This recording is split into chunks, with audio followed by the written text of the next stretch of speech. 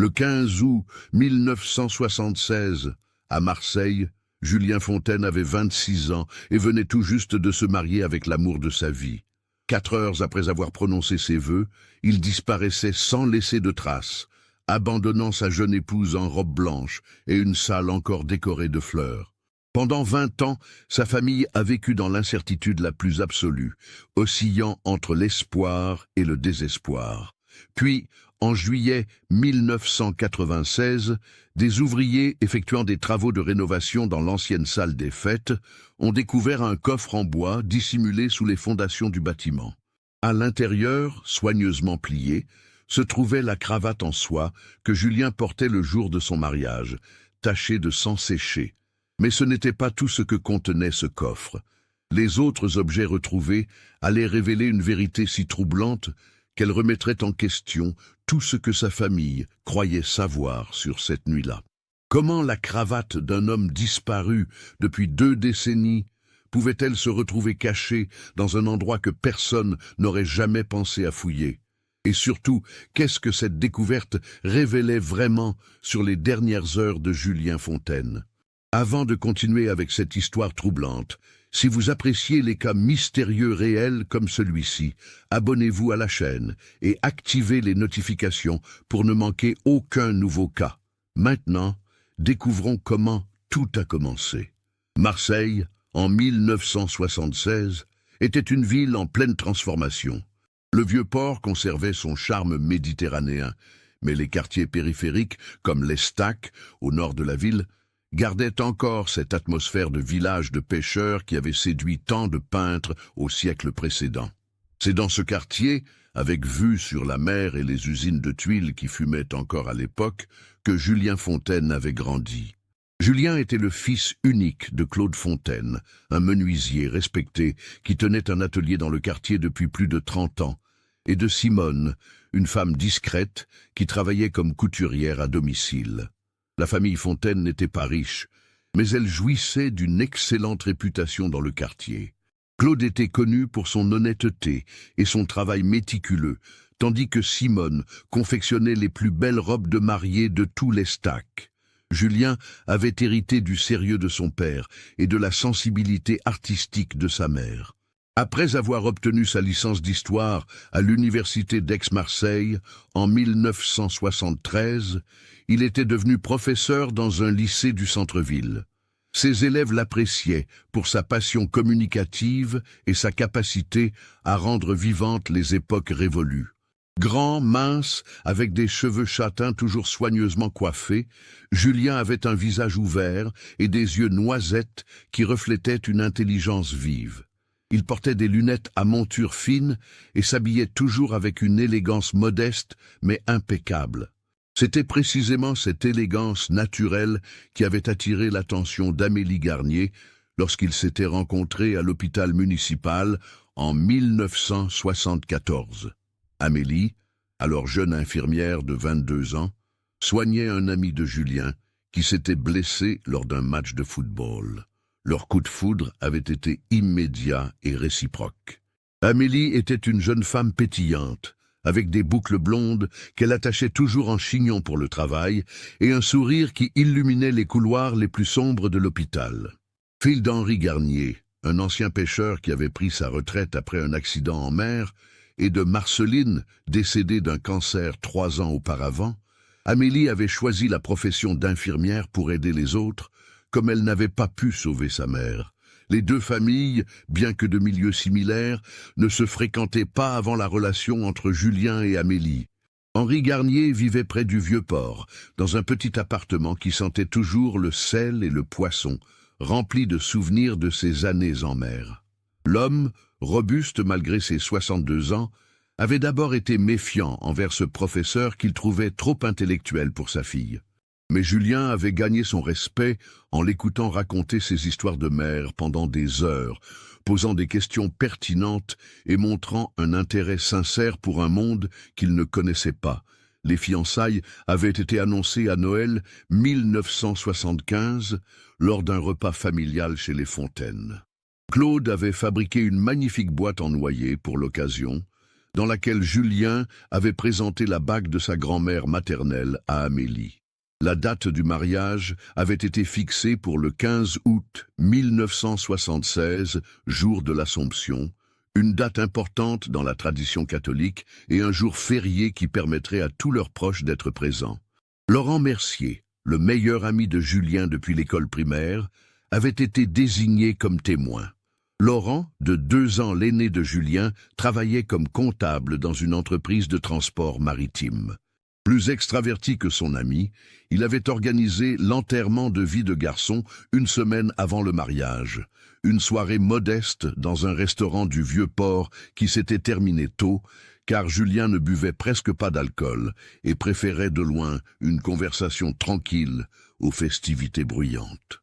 Le mariage devait avoir lieu à l'église Saint-Henri de l'Estaque, suivi d'une réception dans la salle des fêtes du quartier, un bâtiment communal construit dans les années 50, avec ses murs en béton peint et son parquet en bois qui craquait à chaque pas. La salle n'était pas luxueuse, mais elle était spacieuse et avait accueilli plusieurs générations de célébrations locales. Simone avait passé 3 mois à confectionner la robe de mariée d'Amélie, une création en dentelle blanche avec des perles cousues à la main, tandis que Claude avait fabriqué toutes les décorations en bois pour la salle. Pour Julien, un détail revêtait une importance particulière. La cravate que son grand-père paternel, Jean Fontaine, lui avait offerte avant de mourir en 1973. C'était une cravate en soie bordeaux avec de fines rayures dorées, fabriquée à Lyon, que Jean avait lui-même portée le jour de son propre mariage en 1923. « Cette cravate porte chance aux hommes de notre famille », lui avait dit son grand-père de son lit d'hôpital. « Je l'ai portée le plus beau jour de ma vie, et maintenant, elle t'appartient. » Julien avait promis de la porter le jour de son mariage, une promesse qu'il comptait bien tenir. Les semaines précédant le mariage avaient été un tourbillon d'activités. Amélie avait continué à travailler à l'hôpital jusqu'à 3 jours avant la cérémonie, accumulant les heures supplémentaires pour financer leur voyage de noces prévu en Italie. Julien, de son côté, avait corrigé les examens de fin d'année de ses élèves et préparé méticuleusement chaque détail de la cérémonie avec une attention presque obsessionnelle. Cette minutie était caractéristique de sa personnalité. Julien était quelqu'un qui planifiait tout, qui détestait l'improvisation et qui trouvait du réconfort dans l'ordre et la prévisibilité. Le quartier de l'Estaque tout entier semblait partager l'excitation des jeunes mariés. Dans les boulangeries, les épiceries, les cafés du coin, on ne parlait que du mariage Fontaine-Garnier. C'était devenu l'événement social de l'été, dans ce quartier où tout le monde se connaissait et où les nouvelles circulaient plus vite que dans n'importe quel journal. Le 15 août 1976 se leva sur Marseille avec un ciel d'un bleu éclatant, typique de ces journées d'été méditerranéennes où la chaleur commence tôt et ne faiblit qu'après le coucher du soleil. À 7 heures du matin, Julien était déjà réveillé dans l'appartement de ses parents, incapable de dormir plus longtemps malgré la courte nuit. Il avait passé la soirée précédente à repasser mentalement le déroulement de la journée, vérifiant pour la 10e fois que tout était en ordre. La cérémonie religieuse était prévue pour 16 heures à l'église Saint-Henri. Simone avait insisté pour que Julien prenne un petit déjeuner copieux, mais il n'avait pu avaler qu'un café et un morceau de pain. Les nerfs, disait-il, bien que son père remarquait quelque chose de différent dans son comportement ce matin-là. Julien semblait distrait, presque anxieux, vérifiant constamment sa montre et regardant par la fenêtre comme s'il attendait quelqu'un ou quelque chose. À 14h30, Laurent était arrivé pour aider Julien à se préparer. Les 2 amis avaient enfilé leurs costumes dans la chambre de Julien, celle-là même où il avait grandi, entouré de livres d'histoire et de cartes anciennes accrochées au mur. Laurent avait tenté de détendre l'atmosphère avec des plaisanteries, mais Julien restait inhabituellement silencieux. Quand était venu le moment de mettre la cravate de son grand-père, Julien l'avait tenue dans ses mains pendant un long moment, les yeux fixés sur le tissu bordeaux, avant de la nouer soigneusement autour de son cou. « Tu es sûr que tout va bien ?» avait demandé Laurent en ajustant le nœud de sa propre cravate devant le miroir. Oui, oui, tout va bien, avait répondu Julien, mais son regard disait autre chose. La cérémonie à l'église s'était déroulée sans accroc. Amélie était resplendissante dans sa robe confectionnée par Simone, et quand elle était apparue au bras de son père dans l'allée centrale, Julien avait senti les larmes lui monter aux yeux. Les vœux avaient été échangés d'une voix claire, les alliances glissées au doigt et le baiser scellant leur union avaient déclenché les applaudissements de la centaine d'invités présents. Sur les photos prises par un photographe amateur du quartier, Julien souriait, mais ceux qui le connaissaient bien pouvaient percevoir une tension dans ses épaules, une raideur qui ne lui était pas habituelle. La réception à la salle des fêtes avait commencé vers 17h30. Les tables étaient décorées avec les compositions florales préparées par Simone et quelques voisines, des arrangements simples mais élégants de roses blanches et de lavande. Un tourne-disque diffusait de la musique française populaire et l'odeur du repas préparé par un traiteur local emplissait la salle. Le menu était traditionnel, terrine de poisson en entrée, bouillabaisse en plat principal et une pièce montée de choux à la crème en dessert. Les premières heures de la fête s'étaient déroulées dans la joie. Henri Garnier, normalement taciturne, avait même accepté de danser avec sa fille, ému aux larmes. Claude Fontaine avait porté un toast émouvant à son fils et à sa nouvelle belle-fille. Les invités riaient, dansaient et célébraient l'union des deux jeunes gens. Julien et Amélie avaient ouvert le bal sur une valse, et pendant ces quelques minutes, Julien avait semblé enfin détendu, souriant sincèrement en guidant sa femme sur le parquet. Mais vers 22h, plusieurs invités avaient remarqué un changement dans le comportement de Julien. Il s'était retiré près d'une fenêtre, regardant fréquemment vers la porte d'entrée comme s'il attendait quelqu'un.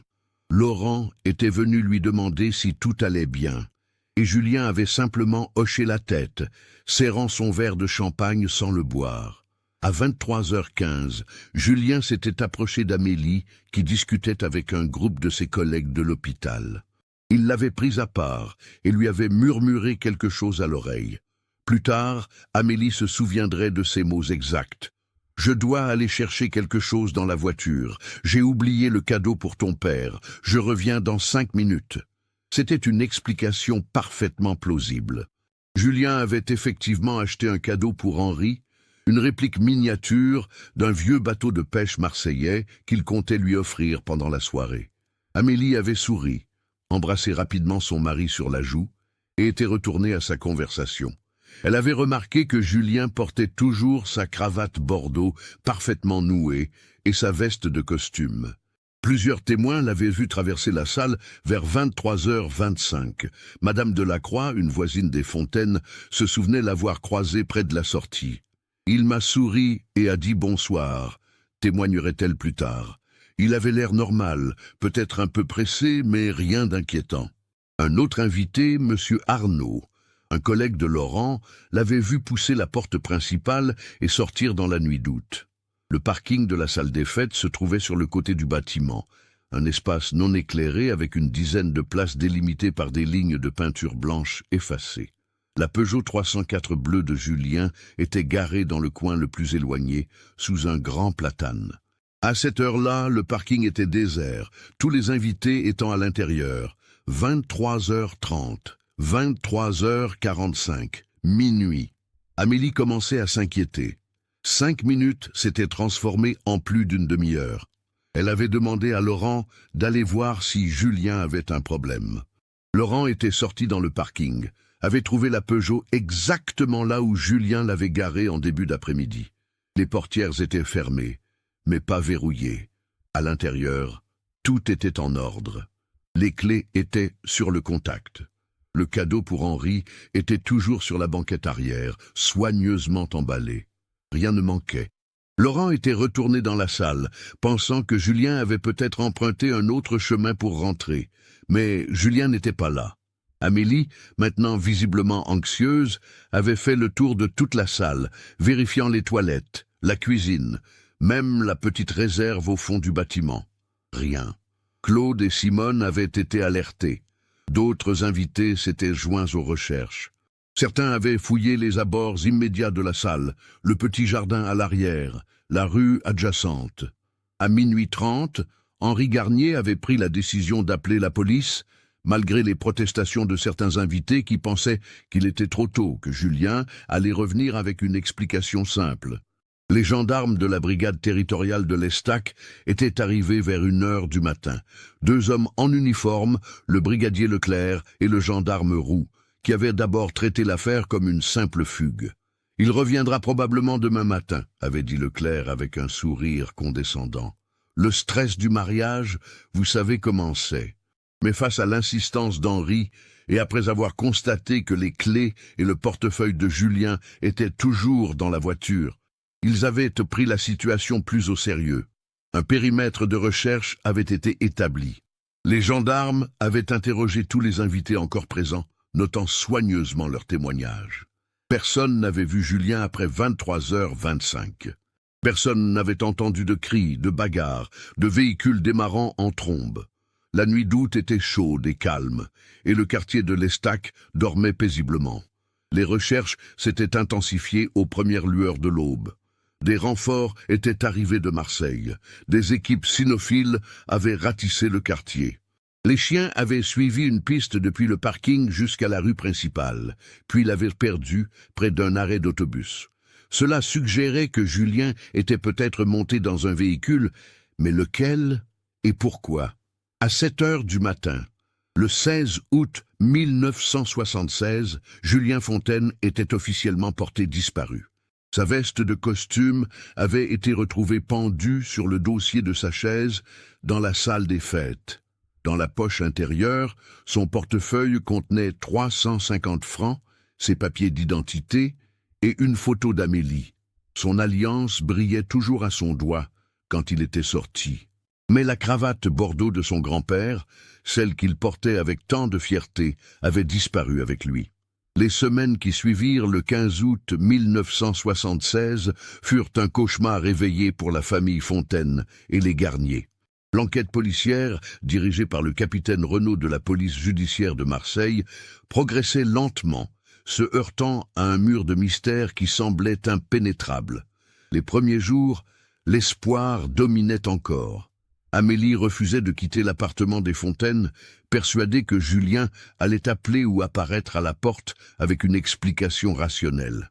Elle dormait dans la chambre de Julien, serrant contre elle la veste de costume qu'il avait laissée, respirant son odeur de tabac léger et d'eau de Cologne. Simone préparait des repas qu'Amélie touchait à peine, tandis que Claude passait ses journées à l'atelier, fabriquant des meubles avec une intensité frénétique, seul moyen qu'il avait trouvé pour ne pas devenir fou. Le capitaine Renaud avait établi plusieurs hypothèses de travail. La première, et la plus évidente, était celle de l'enlèvement. Mais aucune demande de rançon n'était parvenue. Les Fontaines n'étaient pas riches, et même si Claude avait quelques économies, rien qui justifie un kidnapping.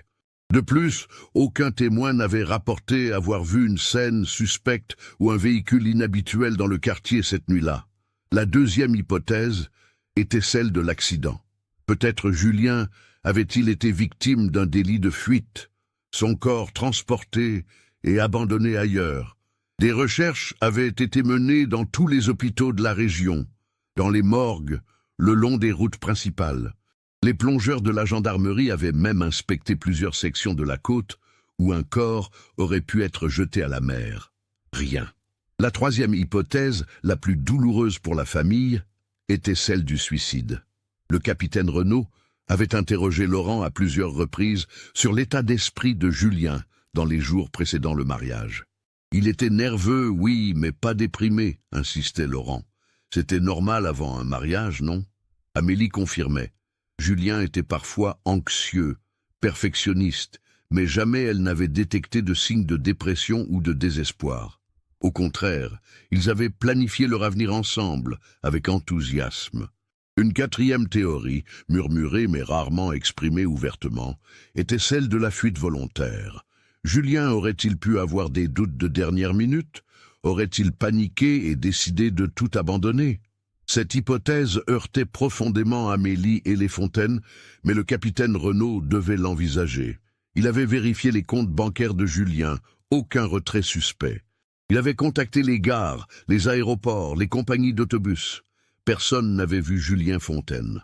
En septembre 1976, l'enquête commençait à s'essouffler. Les pistes se refroidissaient une à une. Les journaux locaux qui avaient fait leur gros titre du mystère du marié disparu passaient à d'autres actualités. La vie à Marseille continuait, indifférente au drame qui déchirait deux familles. Amélie avait dû prendre une décision déchirante. Retourner travailler.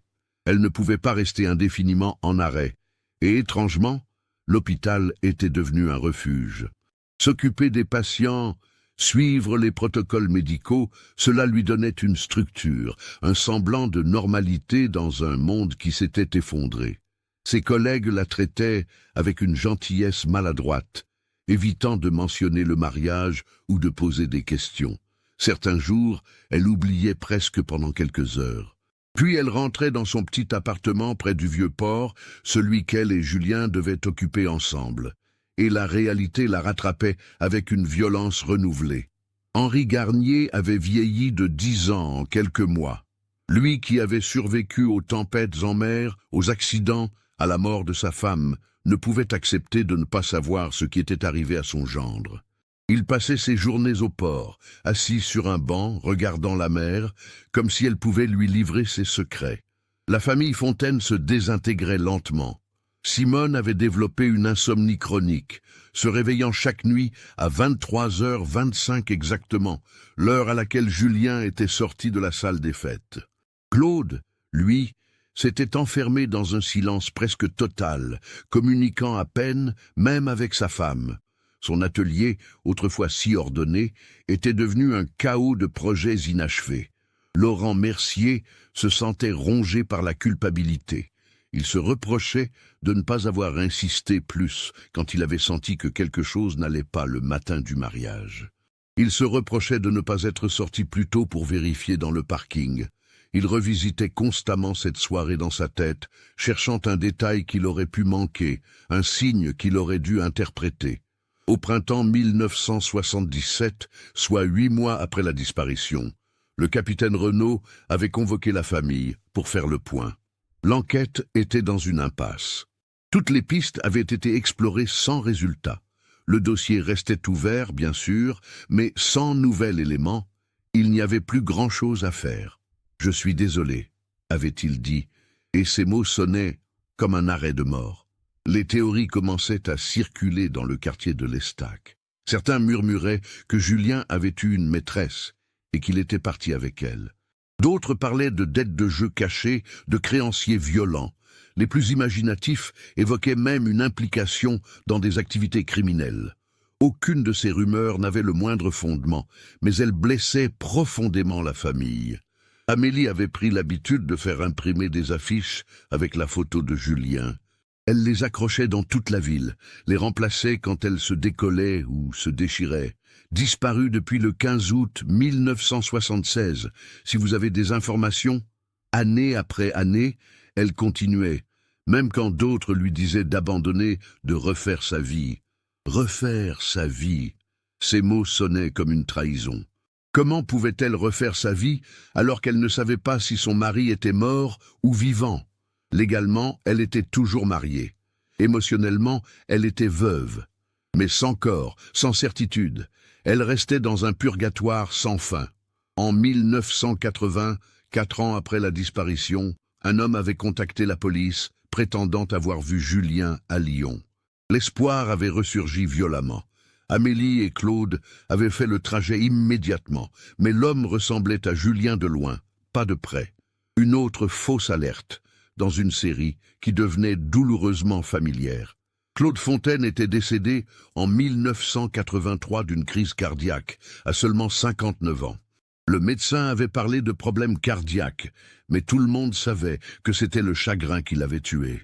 Sur son lit de mort, il avait tenu la main de Simone et murmuré « Je vais peut-être enfin savoir ce qui lui est arrivé ». Simone avait pleuré toutes les larmes de son corps, consciente qu'elle perdait non seulement son mari, mais aussi son dernier lien avec l'espoir de retrouver leur fils. Les années 80 s'écoulaient.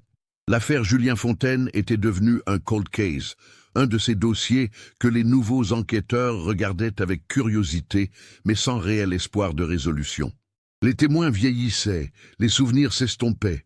La salle des fêtes de l'Estac, témoin silencieux de cette nuit terrible, continuait d'accueillir des mariages, des anniversaires, des célébrations.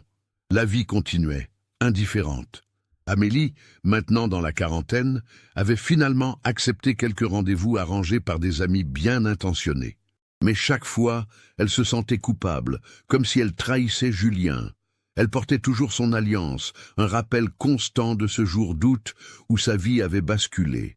Elle n'avait jamais entamé de procédure de divorce, ni de déclaration d'absence. Juridiquement, Julien existait toujours, quelque part dans les limbes administratifs. Laurent Mercier s'était marié en 1985 et avait eu 2 enfants. Mais il pensait encore régulièrement à son ami disparu. Il avait gardé précieusement les photos du mariage. Ces dernières images de Julien vivant, souriant maladroitement dans son costume, la cravate bordeaux nouée parfaitement autour de son cou. En 1994, 18 ans après la disparition, la salle des fêtes de l'Estac avait été fermée. Le bâtiment vieillissant ne répondait plus aux normes de sécurité modernes. La municipalité avait construit une nouvelle salle communautaire dans un autre quartier. L'ancienne salle était restée abandonnée, ses fenêtres condamnées, son parking envahi par les mauvaises herbes. Les jeunes du quartier racontaient qu'elle était hantée par le fantôme du marié disparu. Les plus âgés hochaient la tête tristement, se souvenant de cette nuit où la joie s'était transformée en cauchemar. Simone Fontaine était décédée en 1995, à 73 ans, sans avoir jamais su ce qui était arrivé à son fils unique. Jusqu'à son dernier souffle, elle avait gardé dans sa table de nuit une photo de Julien le jour de son mariage, cette image qui lui brisait le cœur chaque fois qu'elle la regardait. Amélie Garnier était devenue Amélie tout court dans l'esprit des gens. Peu se souvenaient qu'elle avait été mariée pendant quelques heures. À 54 ans, elle était infirmière en chef à l'hôpital, respectée pour sa compétence et sa compassion. Mais ceux qui la connaissaient bien voyaient parfois passer une ombre dans ses yeux, surtout en août, quand revenait l'anniversaire du jour qui avait détruit sa vie. 20 ans. 20 ans d'absence. 20 ans de questions sans réponse. 20 ans de cette torture lente qu'est l'incertitude. Et puis, en juillet 1996, tout allait changer. Le matin du mercredi 17 juillet 1996, une équipe d'ouvriers du bâtiment arrivait devant la vieille salle des fêtes de l'Estac. La municipalité avait finalement décidé de raser le bâtiment délabré pour construire à la place un petit parc public avec des aires de jeu pour enfants. Le contrat avait été attribué à l'entreprise Savelli, une société de démolition et de construction basée à Marseille. Michel Savelli, le contremaître, un homme de 52 ans avec 30 ans d'expérience dans le métier, avait inspecté le bâtiment quelques jours plus tôt. C'était une structure simple, mur en béton, charpente métallique, pas de sous-sol. Un travail de quelques semaines, tout au plus, rien de compliqué. L'équipe comprenait 6 hommes, Michel lui-même, 3 ouvriers expérimentés et 2 jeunes en formation. Ils avaient commencé par sécuriser le périmètre, installer des barrières pour empêcher les curieux d'approcher. Puis ils s'étaient attaqués aux fenêtres condamnées, retirant les planches clouées depuis des années. À l'intérieur, l'odeur de moisie et de poussière était suffocante. 20 ans d'abandon avaient transformé la salle en un espace fantomatique. Le parquet était gondolé par l'humidité. Des traces de moisissure noirâtres s'étalaient sur les murs. Des débris jonchaient le sol. Morceaux de plâtre tombés du plafond, vieux journaux moisis, quelques bouteilles vides laissées par des squatteurs occasionnels. Les 3 premiers jours avaient été consacrés au débarras. Tout ce qui était récupérable était trié, le reste jeté dans une benne. Les ouvriers avaient trouvé quelques objets datant de l'époque d'activité de la salle. Des chaises cassées empilées dans un coin, un vieux tourne-disque qui ne fonctionnait plus, des rideaux pourris par l'humidité. Le lundi 22 juillet, l'équipe s'attaquait aux parties structurelles. C'est en démolissant une section du mur ouest, celui qui donnait sur le parking, qu'ils avaient remarqué quelque chose d'inhabituel. Derrière le mur, Il y avait un espace vide qui ne figurait pas sur les plans originaux du bâtiment. « Chef, viens voir ça !» avait appelé Karim, un des ouvriers, un jeune Marseillais de 28 ans. Michel s'était approché, intrigué. Effectivement, entre le mur intérieur et le mur extérieur, il existait un vide d'environ 60 cm de large et 2 mètres de haut. Pas exactement une pièce secrète, plutôt un défaut de construction, ou peut-être un espace technique prévu initialement, puis condamné lors de l'édification du bâtiment dans les années 50. « Attention en démolissant ce secteur », avait ordonné Michel. « On ne sait pas ce qu'il peut y avoir là-dedans. Vieux câbles électriques, amiante, allez savoir. » Les ouvriers avaient procédé avec précaution, élargissant l'ouverture jusqu'à pouvoir y passer une tête avec une lampe torche. C'est Karim qui avait regardé en premier. Il était resté silencieux plusieurs secondes, immobile. « Qu'est-ce qu'il y a ?» avait demandé Michel, commençant à s'impatienter. « Je crois qu'il y a quelque chose là-dedans. Un coffre ou une caisse, je ne sais pas exactement. » Michel avait pris la lampe et regardait à son tour. Effectivement, tout au fond de l'espace, posé directement sur la dalle de béton qui constituait les fondations, se trouvait un objet rectangulaire d'environ 80 cm de long sur 50 de large. Difficile de distinguer les détails dans la pénombre poussiéreuse, mais ça ressemblait à un vieux coffre en bois. « Bon, on l'extrait », avait décidé Michel. Mais doucement, on ne sait pas ce qu'il y a dedans. Il avait fallu élargir encore l'ouverture pour pouvoir faire passer le coffre. 2 heures de travail minutieux, évitant de faire s'effondrer ce qui restait du mur. Finalement, vers 16h30, le coffre était sorti de sa cachette de plusieurs décennies. C'était effectivement un coffre en bois, ancien, avec des ferrures métalliques rongées par la rouille. Le couvercle était fermé, mais pas verrouillé. Une fine couche de poussière grise le recouvrait entièrement. Sur le côté, à peine visible sous la crasse, des initiales étaient gravées dans le bois. JF. Michel Savelli, qui avait vécu toute sa vie à Marseille, qui connaissait l'histoire de presque chaque bâtiment de la ville, sentit un frisson parcourir son échine. Un coffre caché dans un mur, dans une salle abandonnée.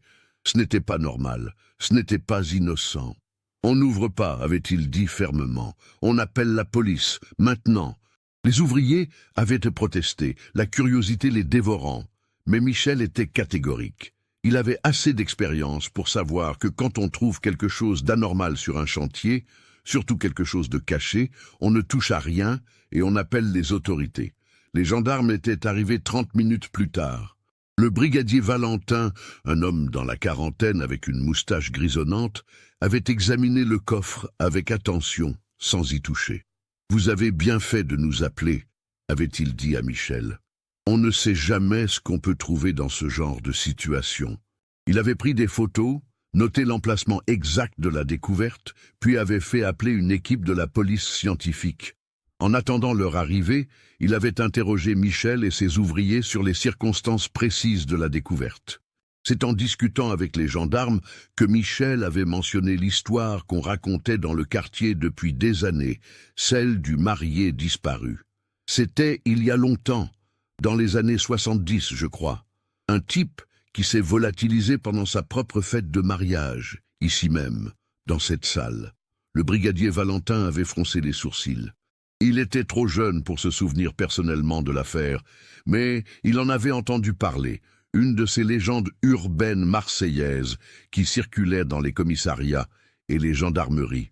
Les initiales sur le coffre, JF, vous dites? Oui, gravé sur le côté. Le marié disparu, vous vous souvenez de son nom? Michel avait secoué la tête, mais un des ouvriers plus âgés, René, s'était souvenu. Fontaine, Julien Fontaine. Je m'en souviens parce que ma sœur était à l'école avec lui. Ça a fait énormément de bruit à l'époque. Julien Fontaine, JF. Le brigadier Valentin avait immédiatement appelé sa centrale. L'affaire prenait une tournure potentiellement beaucoup plus sérieuse. En moins d'une heure, le site était transformé en scène de crime potentiel. Des rubans jaunes délimitaient le périmètre, des techniciens en combinaison blanche s'affairaient, et le commissaire Durand, chef de la police judiciaire de Marseille, était personnellement venu superviser l'ouverture du coffre. Il était 19h45 quand, sous les projecteurs installés par les techniciens, le commissaire Durand, protégé par des gants de latex, avait soulevé le couvercle du coffre. Le silence qui suivit était pesant. Tous les présents, policiers, techniciens, même les ouvriers autorisés à rester à distance, retenaient de leur souffle. À l'intérieur du coffre, soigneusement disposé, se trouvaient plusieurs objets.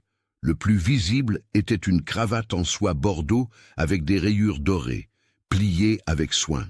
Même après 20 ans, même taché de ce qui ressemblait indéniablement à du sang séché, on pouvait reconnaître sa qualité, son élégance.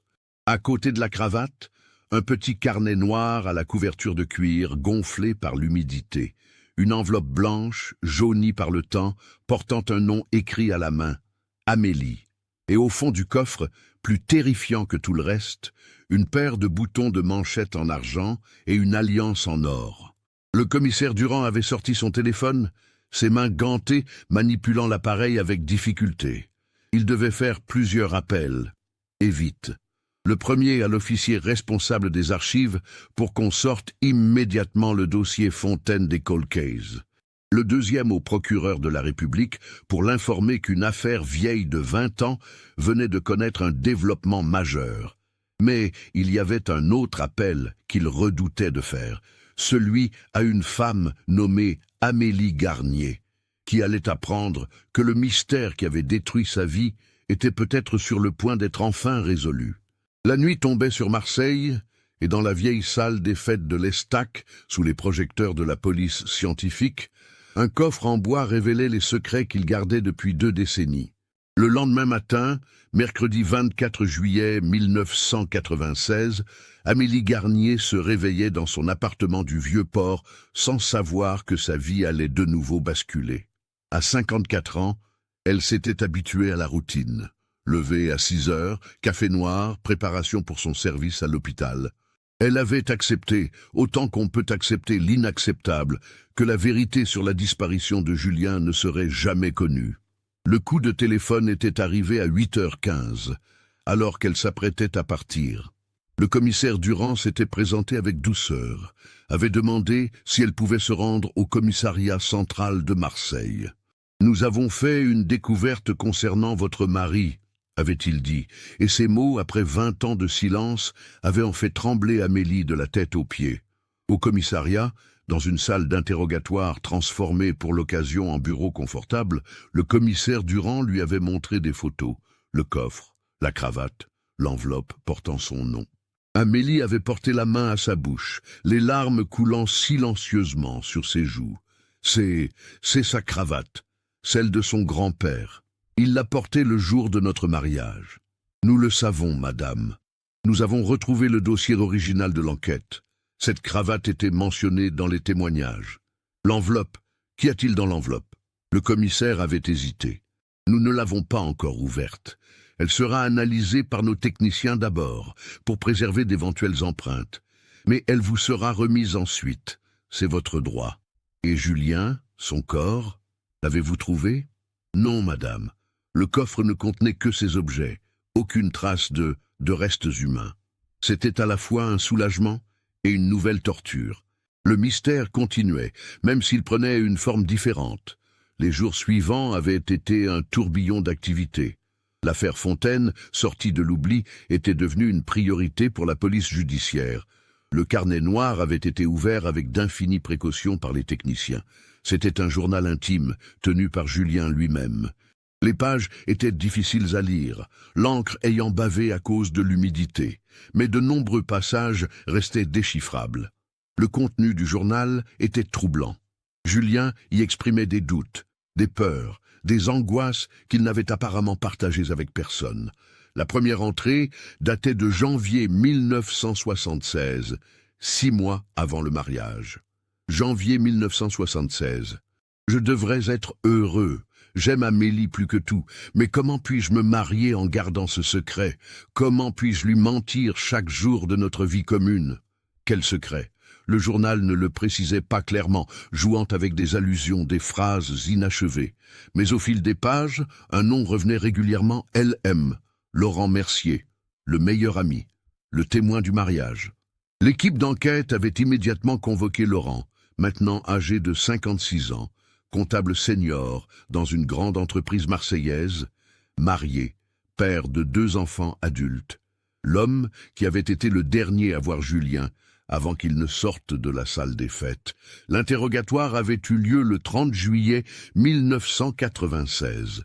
Laurent était arrivé accompagné d'un avocat, ce qui avait immédiatement éveillé les soupçons des enquêteurs. Le commissaire Durand et la lieutenante Moretti, spécialiste des affaires criminelles, menaient l'interrogatoire. « Monsieur Mercier, nous aimerions que vous nous parliez de votre relation avec Julien Fontaine. Nous étions amis depuis l'enfance, meilleurs amis. Sa disparition a été un choc terrible pour moi. Dans son journal, Julien mentionne fréquemment vos initiales, LM, souvent dans un contexte émotionnel. » Laurent avait pâli. Ses mains s'étaient mises à trembler légèrement sur la table. « Que voulez-vous dire ? Monsieur Mercier, nous pensons que Julien Fontaine avait des sentiments pour vous qui allaient au-delà de l'amitié. » Le silence qui avait suivi cette phrase était assourdissant. Laurent fixait la table, incapable de lever les yeux.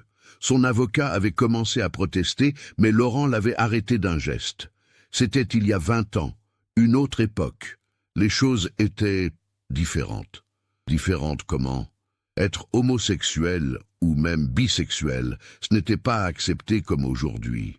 Pour Julien, c'était une source de honte terrible.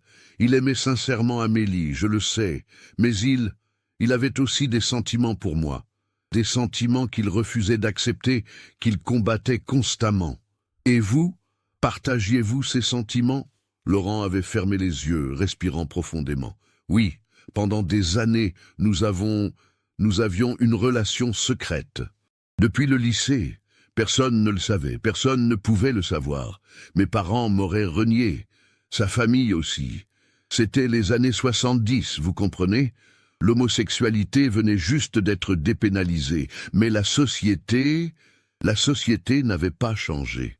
Et quand Julien a décidé d'épouser Amélie, cela a été un déchirement, pour nous deux. Mais nous savions que c'était inévitable. Nous ne pouvions pas vivre ouvertement ensemble. C'était impossible. Julien voulait une vie normale, une famille. Il m'a dit qu'il m'aimerait toujours, mais qu'il devait faire ce choix. J'ai accepté. Qu'est-ce que je pouvais faire d'autre ? La lieutenante Moretti avait sorti le journal, ouvert à une page spécifique. Le 14 août 1976, la veille du mariage, Julien écrit « Demain je me marie et je mens. Je mens à Amélie, je mens à ma famille, je mens à moi-même. LM m'a dit de ne pas me marier si j'avais des doutes. Mais comment lui expliquer que c'est justement parce que je l'aime que je dois le faire, pour nous protéger tous les deux ? Qu'est-ce que cela signifie ? » Laurent avait essuyé une larme. La veille du mariage, nous nous sommes vus, une dernière fois. Je lui ai supplié de ne pas se marier s'il n'était pas sûr. Je lui ai dit que nous pourrions partir, aller à Paris, à l'étranger, quelque part où nous pourrions être nous-mêmes. Mais il a refusé. Il a dit que ce serait détruire trop de vies, sa famille, Amélie, même la mienne. Il a dit qu'il devait être fort, qu'il apprendrait à vivre avec ce mensonge. Et le soir du mariage, que s'est-il passé ? Je ne sais pas, je vous le jure, je ne sais pas. Quand il est sorti chercher quelque chose dans la voiture, je pensais vraiment qu'il allait revenir. Quand j'ai constaté qu'il avait disparu, j'étais aussi paniqué que tout le monde. Plus même parce que je connaissais son état d'esprit. Pourquoi n'avez-vous rien dit à l'époque ? Pourquoi n'avez-vous pas révélé cet élément crucial aux enquêteurs ? Laurent avait explosé, frappant la table du poing. Et dire quoi ? Que mon meilleur ami, que je venais de servir comme témoin à son mariage, était en réalité mon amant secret. Vous imaginez ce que ça aurait donné en 1976 ? J'aurais été arrêté, ma vie aurait été détruite, et ça n'aurait rien changé au fait que Julien avait disparu. Le commissaire Durand était intervenu, calmant l'atmosphère. « Monsieur Mercier, pensez-vous que Julien aurait pu se suicider ? Non. Enfin, je ne sais pas. Il était désespéré, oui, mais pas suicidaire.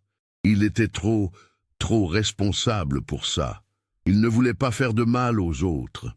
Et vous, où étiez-vous exactement entre 23h25 et minuit le soir du 15 août ? J'étais dans la salle, avec les autres invités. Des dizaines de personnes peuvent le confirmer. J'ai dansé, j'ai discuté, j'ai bu du champagne en essayant de ne pas penser que c'était la fin de tout. Et puis Amélie m'a demandé d'aller voir dans le parking. Et j'y suis allé. Et la voiture était là, mais pas Julien, et Laurent s'était effondré en larmes. 20 ans de culpabilité et de chagrin réprimé jaillissant enfin. L'interrogatoire avait duré 4 heures. À la fin, les enquêteurs avaient une image plus complète de Julien Fontaine, de ses tourments intérieurs, mais pas plus de réponse sur ce qui lui était arrivé cette nuit-là. Laurent avait été relâché, mais l'instruction continuait. La révélation de la relation entre Julien et Laurent avait secoué Amélie au plus profond d'elle-même. Le commissaire Durand lui avait annoncé avec précaution, conscient de la violence de cette vérité. Pendant des jours, Amélie avait oscillé entre la colère, la tristesse et, étrangement, une certaine forme de compréhension. Julien avait souffert. Elle le comprenait maintenant. Il l'avait aimé, elle en était certaine, mais il avait également porté un fardeau qu'elle n'avait jamais soupçonné. Les techniciens avaient enfin analysé l'enveloppe. Le 3 août 1996, Amélie avait été autorisée à lire la lettre qu'elle contenait. C'était l'écriture de Julien, sans aucun doute possible, cette calligraphie soignée qu'elle avait vue sur tant de listes de courses, de petits mots laissés sur la table. « Ma chère Amélie, si tu lis cette lettre, c'est que la vérité a finalement été découverte. Je ne sais pas combien de temps s'est écoulé depuis cette nuit d'août, mais je sais que tu as souffert, et pour cela, je te demande pardon du fond de mon âme. Je ne peux pas vivre ce mensonge. Je t'aime sincèrement, mais je ne peux pas être l'homme que tu mérites. J'ai vraiment essayé de me convaincre que je pourrais enterrer cette partie de moi-même, mais je ne peux pas. Ce serait injuste envers toi, envers nos futurs enfants, envers moi-même. Je suis désolé de choisir cette solution lâche. Je sais que mon départ te blessera ma famille, blessera tous ceux que j'aime. Mais rester serait pire. Chaque jour serait un mensonge supplémentaire. Ne me cherche pas. Refais ta vie. Sois heureuse. Tu mérites tellement mieux que ce que je peux t'offrir. Pardonne-moi, si tu le peux. Julien. La lettre confirmait l'hypothèse du suicide. Mais elle soulevait aussi de nouvelles questions. Pourquoi ces objets avaient-ils été cachés dans le mur? Par qui? Julien lui-même avant de disparaître? Cela semblait impossible. Quelqu'un d'autre alors, mais qui? C'est en réanalysant le dossier original que la lieutenante Moretti avait remarqué un détail. Parmi les témoins interrogés en 1976, il y avait un certain Rémi Valette, qui travaillait comme gardien et homme à tout faire de la salle des fêtes à l'époque. Rémi avait déclaré avoir quitté les lieux vers 22h30, avant la disparition de Julien. Mais un autre témoin avait mentionné l'avoir vu traîner près du parking vers 23h. Rémi Valette, l'homme qui connaissait la salle mieux que personne. L'homme qui aurait eu les connaissances et l'accès nécessaires pour cacher quelque chose dans les murs. Les recherches avaient commencé immédiatement. Rémi Valette, maintenant âgé de 73 ans, vivait dans une maison de retraite médicalisée à Aubagne, à une vingtaine de kilomètres de Marseille. Il souffrait d'un cancer en phase terminale et n'avait plus que quelques mois à vivre, selon les médecins. Le 9 août 1996, le commissaire Durand et la lieutenante Moretti s'étaient rendus à la maison de retraite. Rémi Valette était un vieil homme émacié, la peau parcheminée, les yeux enfoncés dans leurs orbites. Mais son esprit était encore clair, étonnamment lucide pour quelqu'un si proche de la fin. Quand ils avaient mentionné le coffre, le vieux regard de Rémi s'était voilé de larmes. « Alors vous avez fini par le trouver » avait-il murmuré d'une voix rauque. « J'ai toujours su que ça arriverait un jour. Je pensais juste que je serais mort avant. » Monsieur Valette, vous allez nous raconter exactement ce qui s'est passé le soir du 15 août 1976. Et Rémi Valette, sentant sa mort approcher, avait enfin décidé de dire la vérité. Le témoignage de Rémi Valette, enregistré dans sa chambre de la maison de retraite d'Aubagne, allait enfin révéler la vérité sur cette nuit d'août 1976. Le vieil homme, sachant qu'il n'avait plus que quelques semaines à vivre, avait accepté de tout raconter, libérant ainsi un secret qui l'avait hanté pendant 2 décennies. Je travaillais à la salle des fêtes depuis 1972, avait commencé Rémi, sa voix faible obligeant les enquêteurs à se pencher pour l'entendre. Gardien, homme à tout faire, électricien amateur, plombier quand il le fallait. Je connaissais ce bâtiment comme ma poche, chaque recoin, chaque défaut de construction, y compris cet espace vide dans le mur ouest, un défaut datant de la construction originale dans les années 50. Il avait toussé, une toux profonde et douloureuse qui secouait son corps frêle. Une infirmière était entrée, lui avait donné de l'eau, vérifié ses constantes. Le commissaire Durand avait proposé de revenir plus tard, mais Rémi avait secoué la tête avec vigueur. Non, je dois le dire maintenant, j'ai attendu trop longtemps. Ce soir-là, le 15 août 1976, je n'étais pas censé être là. Mon service se terminait normalement à 20 heures les soirs de réception, mais j'avais oublié mon portefeuille dans mon bureau, un petit réduit à côté de la salle principale. Je suis revenu le chercher vers 23 heures. J'avais ma propre clé. J'ai ouvert la porte de service qui donnait directement sur le couloir arrière. En arrivant, j'ai entendu de la musique, des rires venant de la salle principale, la fête Fontaine-Garnier. J'avais aidé à préparer la salle l'après-midi même, un beau mariage, vraiment. Le jeune homme avait l'air si heureux, enfin, en surface.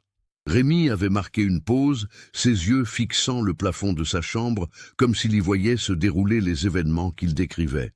J'étais dans mon bureau, je cherchais mon portefeuille, quand j'ai entendu la porte de service s'ouvrir. Je me suis figé. Qui pouvait entrer par là à cette heure? J'ai regardé par l'entrebâillement de la porte de mon bureau. C'était le marié, Julien Fontaine, avec sa belle cravate bordeaux et son costume. Il marchait vite, comme quelqu'un qui se dépêche.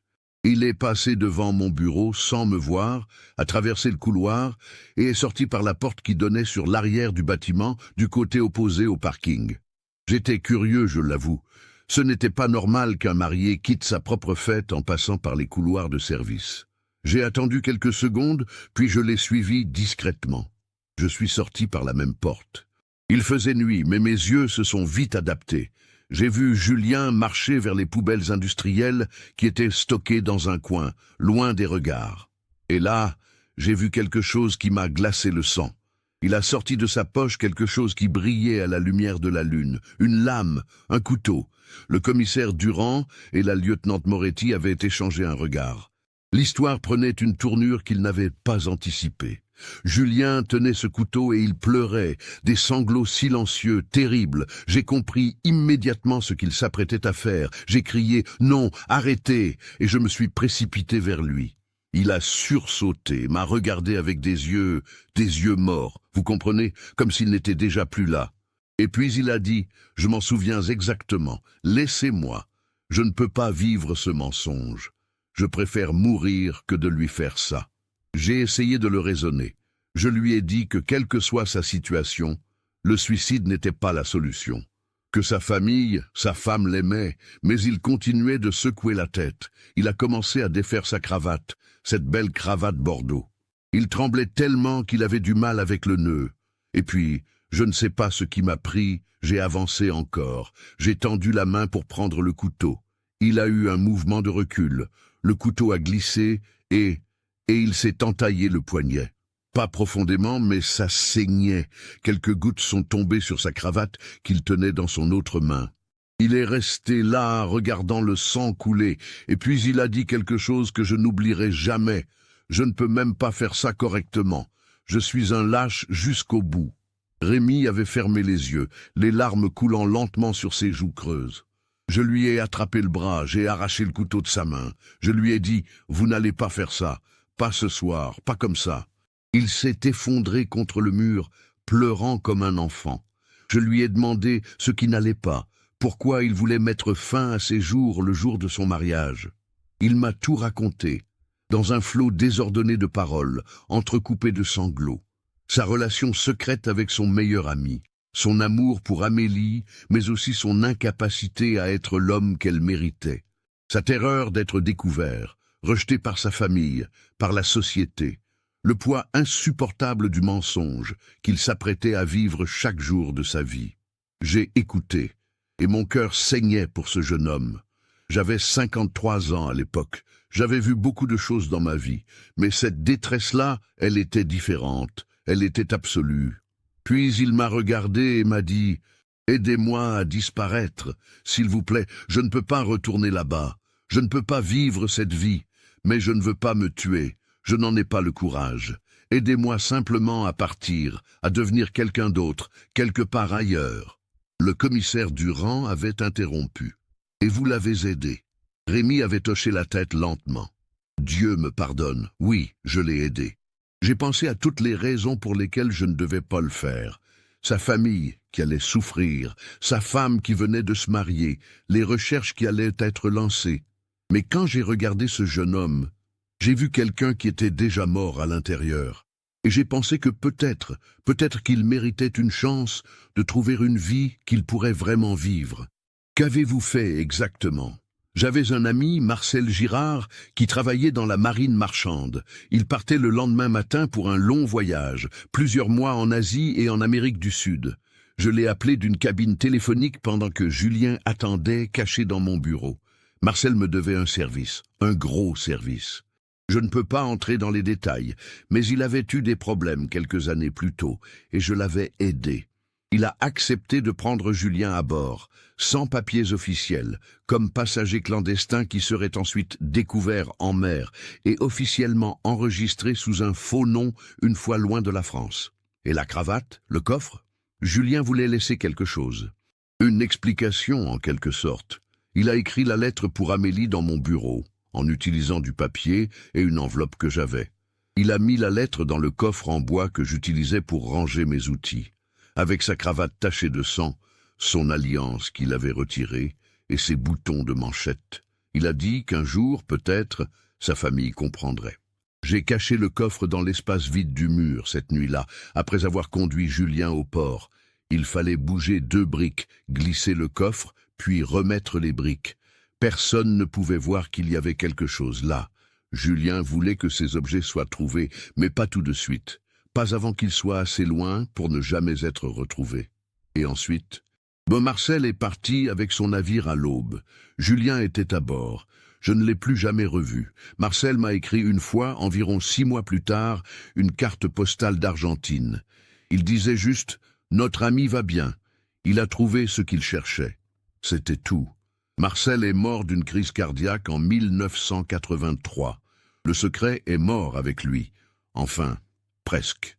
Pourquoi n'avez-vous rien dit pendant toutes ces années ?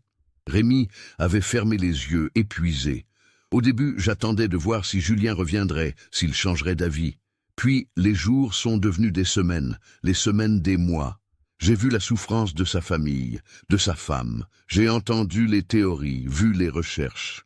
Chaque jour, je me disais que je devais parler. Mais chaque jour, je me rappelais aussi son visage, sa détresse, et je me disais que peut-être, quelque part, il vivait enfin une vie authentique. J'ai porté ce secret comme une pierre autour du cou pendant 20 ans. J'ai fait des cauchemars. J'ai bu pour oublier. Ma propre femme m'a quitté parce que je devenais quelqu'un d'autre. Le secret m'a détruit de l'intérieur, tout autant qu'il a détruit la famille Fontaine. Maintenant que je suis mourant, je peux enfin dire la vérité. Je ne demande pas de pardon. Ce que j'ai fait était mal, je le sais. Mais je crois toujours qu'aider Julien à partir était moins cruel que de le laisser se tuer ou vivre une vie de mensonge qui l'aurait tué de toute façon plus lentement. Le silence dans la chambre était total, rompu seulement par la respiration laborieuse de Rémi et le bourdonnement discret des machines médicales. La lieutenante Moretti avait posé la question qui brûlait toutes les lèvres. « Pensez-vous que Julien Fontaine soit encore en vie ?» Rémi avait ouvert les yeux, un regard vide fixant le plafond. « Je ne sais pas. Si tout s'est passé comme prévu, il a débarqué quelque part en Amérique du Sud avec une nouvelle identité que Marcel lui avait procurée. Peut-être qu'il vit toujours sous un autre nom, ayant construit une autre vie. Peut-être qu'il est mort depuis longtemps. Je ne le saurai jamais. Et vous, comment vivez-vous avec ça? Je ne vis pas, commissaire. Je survis. Et bientôt même ça sera fini. Peut-être qu'après ma mort, je reverrai Julien quelque part et il me dira si j'ai eu raison ou tort de l'aider. Pour l'instant, je vis avec le poids de savoir que j'ai brisé des vies pour peut-être en sauver une seule. Rémi Valette était décédé 3 semaines plus tard, le 28 août 1996, sans avoir ajouté quoi que ce soit à sa confession. Le commissaire Durand avait vérifié autant que possible son histoire. Marcel Girard avait effectivement existé, marin de la marine marchande, décédé en 1983. Les registres confirmaient qu'il était parti de Marseille le 16 août 1976 sur un cargo, le Belle Méditerranée, pour un voyage de plusieurs mois vers l'Amérique du Sud. Il était impossible de vérifier si Julien Fontaine avait effectivement été à bord. Les manifestes de passagers de l'époque étaient incomplets, surtout pour un passager clandestin. Des recherches avaient été lancées via Interpol en Argentine, au Brésil, au Chili, mais sans résultat concret. Trop de temps s'était écoulé. Si Julien vivait sous une fausse identité, le retrouver serait comme chercher une aiguille dans une botte de foin. Les révélations de Rémi Valette avaient transformé l'affaire Julien Fontaine d'un mystère sans réponse en une tragédie aux contours désormais visibles, même si incomplets. Le 10 septembre 1996, le commissaire Durand avait convoqué Amélie et Laurent dans son bureau pour un entretien final. Amélie avait vieilli de 10 ans en quelques semaines. La vérité, plutôt que de la libérer, semblait l'avoir écrasée sous un nouveau poids. Elle avait lu et relu la lettre de Julien, cherchant entre les lignes une explication qui pourrait apaiser sa douleur. « Je ne sais pas ce qui est pire », avait-elle dit d'une voix tremblante. « Passer 20 ans à ne pas savoir ou découvrir qu'il a choisi de partir, de m'abandonner le jour même de notre mariage. » Laurent, assis à côté d'elle, les yeux rougis, avait ajouté « Il est parti à cause de moi, à cause de ce que nous étions. Je l'ai détruit. » Le commissaire Durand avait secoué la tête. « Non, monsieur Mercier, Julien n'est pas parti à cause de vous. Il est parti à cause d'une société qui ne lui laissait pas la possibilité d'être lui-même. Il est parti parce qu'en 1976, un homme ne pouvait pas aimer un autre homme sans être ostracisé, rejeté, peut-être même arrêté. Il est parti parce qu'il se trouvait dans une situation impossible. Mais moi, avait murmuré Amélie, est-ce qu'il m'aimait vraiment, ou est-ce que notre mariage n'était qu'un mensonge du début à la fin? La lieutenant Moretti, qui assistait à l'entretien, avait pris la parole avec douceur. J'ai lu son journal en entier, madame. Il vous aimait, sincèrement. Mais c'était un amour qui coexistait avec d'autres sentiments qu'il ne pouvait pas réconcilier. Ce n'est pas rare, vous savez, les êtres humains sont complexes. Nous sommes capables d'aimer plusieurs personnes de différentes façons, même quand ces amours semblent contradictoires. « Qu'est-ce que je suis censé faire maintenant ?» avait demandé Amélie. « Dois-je le faire déclarer légalement mort ? Dois-je enfin divorcer d'un homme qui a peut-être vécu 20 autres années sous une autre identité? C'est votre décision, madame. Juridiquement, avec le témoignage de Rémi Valette et les preuves découvertes, vous pouvez demander une déclaration d'absence qui vous permettrait de clore ce chapitre administrativement. Mais je comprends que ce soit complexe émotionnellement. » Amélie avait regardé par la fenêtre du bureau, ses yeux se perdant dans le ciel marseillais. « Vous savez ce qui me hante ? L'idée qu'il soit quelque part, vivant sous un autre nom, ayant peut-être refait sa vie, trouvé l'amour, le bonheur même. Et pendant ce temps, moi, sa famille, nous avons passé 20 ans dans l'enfer de l'incertitude. Comment puis-je lui pardonner ça? Et en même temps, avait-elle continué, les larmes coulant librement maintenant, je me dis que s'il a vraiment trouvé la paix, la possibilité d'être lui-même, alors peut-être que tout ce qu'il nous a fait endurer avait un sens. Peut-être qu'une vie authentique, même construite sur un mensonge initial, vaut mieux qu'une vie de mensonge permanent. Laurent s'était levé, marchant vers la fenêtre à son tour. J'ai passé 20 ans à me demander si j'aurais dû faire quelque chose différemment, si j'aurais dû insister pour qu'il ne se marie pas, si j'aurais dû l'aider à partir avant le mariage, si j'aurais dû révéler notre relation à la police en 1976, même si ça m'aurait détruit aussi. Vous ne pouvez pas réécrire le passé, monsieur Mercier, avait dit le commissaire. Vous étiez tous les deux prisonniers d'une époque, de normes sociales qui ont changé depuis, heureusement. Ce n'est pas votre faute. Alors de qui est-ce la faute? Avait explosé Laurent. Il doit bien y avoir quelqu'un à blâmer pour tout ce gâchis. La faute est celle d'une société qui ne laissait pas de place à la différence, avait répondu la lieutenante Moretti. La faute est celle de l'intolérance, de la peur, du jugement. Vous étiez victimes, tous les trois. Julien, Laurent et vous aussi, Amélie, prise malgré vous dans une situation que vous ne pouviez pas comprendre. Les semaines suivantes avaient vu l'affaire se clore officiellement. Le procureur avait décidé de ne pas poursuivre la succession de Rémi Valette pour complicité de disparition volontaire, l'homme étant décédé. Le dossier Julien Fontaine était reclassé non plus comme disparition suspecte, mais comme départ volontaire facilité. Amélie avait entamé les procédures pour faire déclarer Julien légalement absent.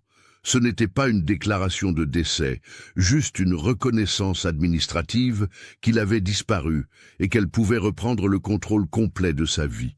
Elle avait également, pour la première fois en 20 ans, retiré son alliance. Ce geste simple, glisser l'anneau d'or hors de son doigt, avait été d'une difficulté émotionnelle insoupçonnée. Laurent avait fait une révélation à sa propre famille. À 56 ans, il avait enfin dit à sa femme et à ses enfants la vérité sur son passé, sur sa bisexualité, sur Julien. Sa femme, Christelle, avait été choquée mais finalement compréhensive. « Je savais qu'il y avait quelque chose », avait-elle dit. « Je sentais qu'une partie de toi était toujours ailleurs. Maintenant je comprends pourquoi. » L'histoire avait fait les gros titres pendant quelques semaines. Le mystère du marié disparu résolu après 20 ans. Un amour impossible dans les années 70, quand la société force à la disparition. Les médias s'étaient emparés du cas, en faisant un symbole des progrès accomplis en matière de droits LGBT, mais aussi des tragédies passées. Certains critiquaient Julien pour avoir abandonné sa famille. D'autres le comprenaient, voyant dans son geste un acte de désespoir face à une situation impossible. Les débats faisaient rage dans les journaux, à la radio, dans les cafés de Marseille. En octobre 1996, Amélie avait pris une décision. Elle avait démissionné de l'hôpital où elle travaillait depuis plus de 30 ans. Elle avait vendu son appartement du Vieux-Port, celui qu'elle avait partagé quelques jours avec le fantôme de Julien. Elle avait déménagé à Lyon, dans une autre ville, pour un nouveau départ à 54 ans. « Je ne peux pas rester à Marseille », avait-elle expliqué à Laurent lors de leur dernier café ensemble avant son départ. « Chaque coin de rue me rappelle lui, nous, ce qui aurait pu être. Je dois construire une vie qui est vraiment la mienne, pas l'ombre d'une vie qui n'a jamais vraiment existé. » « Et si Julien revenait ?» avait demandé Laurent. « S'il apprenait que la vérité est connue et décidait de rentrer ?» Amélie avait souri tristement. « Il ne reviendra pas. S'il est vivant, il a construit une autre vie depuis longtemps. Et franchement, Laurent, je ne sais pas si je voudrais le revoir. Que lui dirais-je? Que me dirait-il? Certaines choses sont peut-être mieux laissées dans le passé. » En novembre 1996, la vieille salle des fêtes de l'Estac était enfin démolie. Les pelleteuses avaient achevé ce que le temps avait commencé. À sa place, comme prévu, un petit parc avait été aménagé. Des jeux pour enfants, des bancs, des arbres nouvellement plantés. Une plaque commémorative avait été installée, sobre, mentionnant simplement que cet espace avait autrefois accueilli la salle des fêtes du quartier de 1950 à 1996. Rien sur la plaque ne mentionnait Julien Fontaine, mais les habitants du quartier, eux, se souvenaient. Les plus âgés racontaient l'histoire aux plus jeunes. Le marié qui avait disparu, l'amour impossible, la cravate retrouvée 20 ans plus tard. Laurent continuait à vivre à Marseille, travaillant jusqu'à sa retraite prévue dans quelques années. Il avait rejoint une association LGBT locale, aidant les jeunes à naviguer dans des situations difficiles, leur offrant le soutien qu'il n'avait pas pu donner à Julien. Parfois, en passant devant le nouveau parc où se trouvait autrefois la salle des fêtes, il s'arrêtait. Il regardait les enfants jouer, les familles pique-niquer, la vie continuer. Et il pensait à son ami, son amour, disparu dans la nuit il y avait 20 ans. Il se demandait si Julien, quelque part, qu'il soit vivant ou mort, avait enfin trouvé la paix. En décembre 1996, une lettre était arrivée au commissariat central de Marseille, adressée personnellement au commissaire Durand. L'enveloppe portait un timbre d'Argentine. À l'intérieur, une carte postale de Buenos Aires et quelques lignes manuscrites. « Commissaire, je ne suis pas Julien Fontaine, mais quelqu'un qui l'a connu. Il m'a demandé, s'il devait mourir avant que la vérité ne soit découverte, de vous faire parvenir ce message. Il est décédé en 1994 d'une pneumonie. Il a vécu ici sous le nom de Mateo Suarez. Travaillant comme bibliothécaire, il a trouvé la paix qu'il cherchait. Il n'a jamais cessé de penser à ceux qu'il avait laissés derrière lui, mais il savait qu'il ne pouvait pas revenir. Il voulait que vous sachiez qu'il était désolé, profondément désolé, pour la souffrance qu'il avait causée. Mais il ne regrettait pas d'avoir choisi de vivre authentiquement, même au prix de cette souffrance. Il a vécu 18 années supplémentaires qui auraient été impossibles s'il était resté. Il a connu l'amour, la joie, l'acceptation. Il est mort en paix. C'est tout ce qu'il voulait que vous sachiez. Un ami. Le commissaire Durand avait regardé longuement cette lettre, se demandant si elle était authentique ou un canular. Les services d'Interpol avaient vérifié.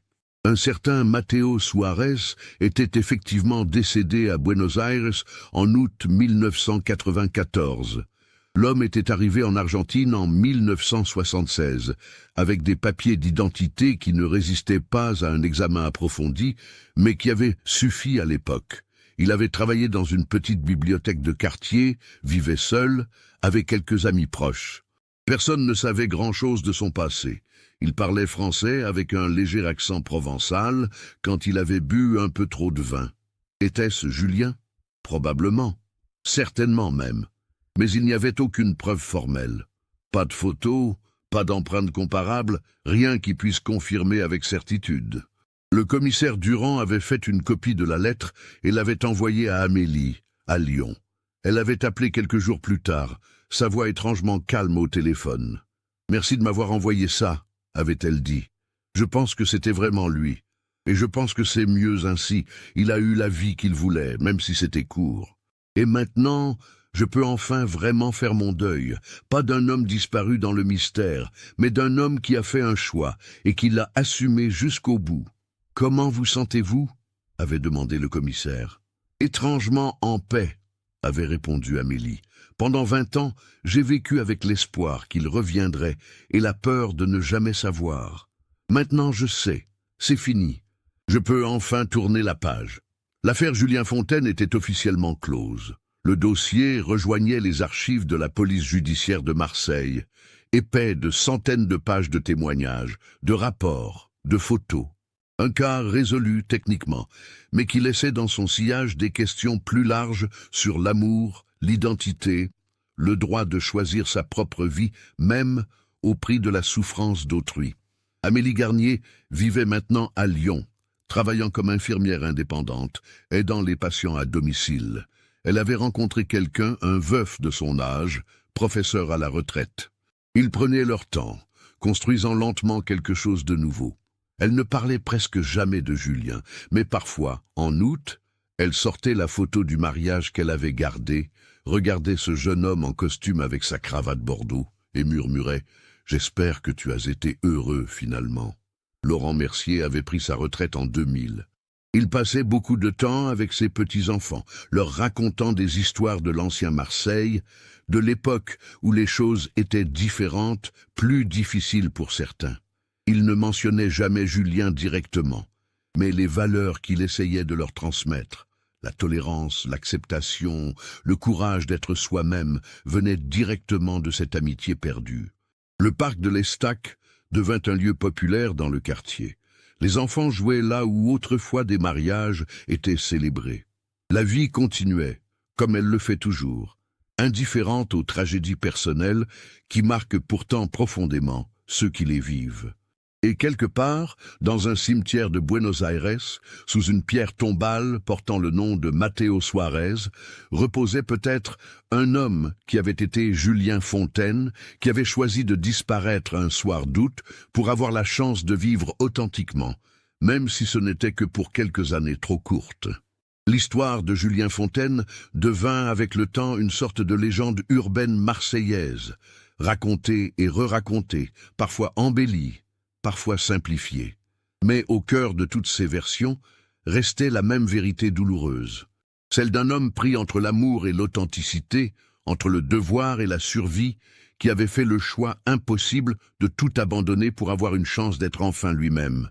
Ce cas nous montre à quel point les normes sociales peuvent détruire des vies, forcer des choix impossibles et créer des tragédies qui auraient pu être évitées dans une société plus tolérante et compréhensive.